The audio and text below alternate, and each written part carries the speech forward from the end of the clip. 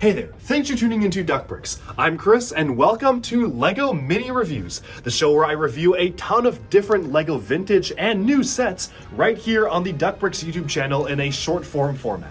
So I have a ton of Bricklink orders to get through, as well as just associated LEGO purchases, and I figured instead of making a mega video where I go through every single one that's hours long, why not break it up into separate mini reviews? And so in addition to our normal 3 videos a week schedule, be sure to stay tuned for a mini review dropping every single day where we do not normally have a standard video releasing.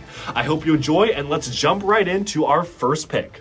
Right here we have a trio of Harry Potter sets, which despite being from completely different eras, still managed to be about the same layout and general set design.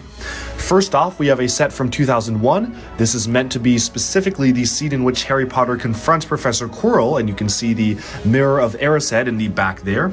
Next up in the middle, we have a set that came out to coincide with the launch of the Prisoner of Azkaban movie. It is the Buckbeak's Sirius Black Rescue set. Comes with the Buckbeak mold, which only appeared in one other set, Sirius Black himself, and a Dementor. And then we have the Harry and the Marauders Map set here, where Harry Potter himself ventures down through a statue with the Marauders Map to find a secret entrance to Hogsmeade Village. So first of all, starting off with the one chronologically that takes place first, we have this particular item right here. This came out in 2001 to coincide with the release of Harry Potter and the Sorcerer's Stone, so some details absolutely are not the same as the movies, but they captured it fairly well. I like this classic style of Professor Quirrell minifigure, who did something revolutionary in minifigure design. He was the first minifigure to feature a face on the back of his head. And this actually makes total sense because he literally does have a face on the back of his head, unlike nowadays where we get minifigures with dual facial expressions with it's just covered up by the hairpiece. This was literally meant to be a face on the back of his head. Harry Potter is a very simple figure. It is a basically standard design from the first movie. What's really special about this is the Mirror of Erised right here, where you can see, based on the way that you tilt the mirror and look at it, Harry is either holding the Sorcerer's Stone or he doesn't have it at all. I think this is a really cool design that is fully lenticular. It is a fascinating design to have on a LEGO set itself. If only the copyright LEGO and copyright Warner Brothers signs were not so prominent, this would be really cool, but I just think this is a very unique concept for the Mirror of Erised to have as a LEGO set, and honestly is what convinced me to get the set myself. Of course, rotating it around reveals the Sorcerer's Stone itself, and I like that as you rotate it, you can see it actually flip back and forth. That is, unless it just falls down like this, because these pieces were not known for their durability. Moving onwards though from this particular set, which is really great. I do like the way that it's built up. Honestly, probably one of my favorites here. Let's just get the mirror back in there. Come on, stay in there, in position. Then we have the Sirius Black's Rescue set.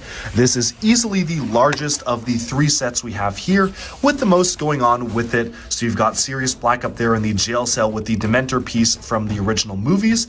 And then as you turn around the back here, you'll notice that it is fully enclosed. So this is actually a fully enclosed tower structure, but you can actually open it up, as you can see right here, and you can even have a lot of interior space revealed on the inside. There's a small potions desk that flips open to reveal some secrets beneath some printed tiles. And all in all, just a really interesting set, although to be honest, I kind of like the play features of the Mirror of Erised set better just because of how cool the lenticular mirror is.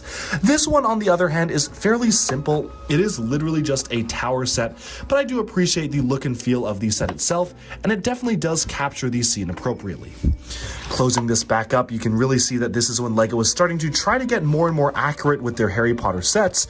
So you've actually got the full set here featuring the Buckbeak creature, which is a very nice new mold. You can see the wings were specially molded, and you can even move the head up and down like so, as well as Sirius Black himself. Moving onwards, we finally have a very, very simple set with the Marauders Map right here. The way that it works is that you literally use Harry Potter's wand using the Lumen feature to insert into this plot here to actually control the way that this lever works. So this is a very interesting feature. You literally stick the wand in to control this back feature, which allows you to slide this open. So the statue at the front, which is missing the top torso for whatever reason, the set did not include it. I believe it was listed as incomplete, but not a big deal. It was a plain gray torso. Slides open like that, and it reveals a hidden passageway for Harry to go down and exit. So very simple set, but a fun execution and very interesting how they literally use the wand to control the piece, which makes total sense because you would need to use the wand to cast the spell to reveal the secret. So all in all, I like this one quite a lot. I also like this one as well, and this is honestly, despite being the largest one, probably one of the least interesting because it is just a tower. Alright, so we have summed up this trio of LEGO Harry Potter sets starting with 2001 and going all the way up to around 2004. It's kind of interesting seeing how different they are from official LEGO Harry Potter sets today, and especially seeing the evolution, where the 2001 version is very, very different from the latest one, which is honestly kind of similar to even some of the modern Harry Potter sets we get today. Let me know down in the comments below, what do you think of the evolution of LEGO Harry Potter, and which era of Harry Potter was your favorite for LEGO to adapt? With that, we have summed up this LEGO mini review. Thank you all so much for watching, and be sure to like and subscribe for even more LEGO news, reviews, discussion, and analyses coming your way very soon. Bye for now.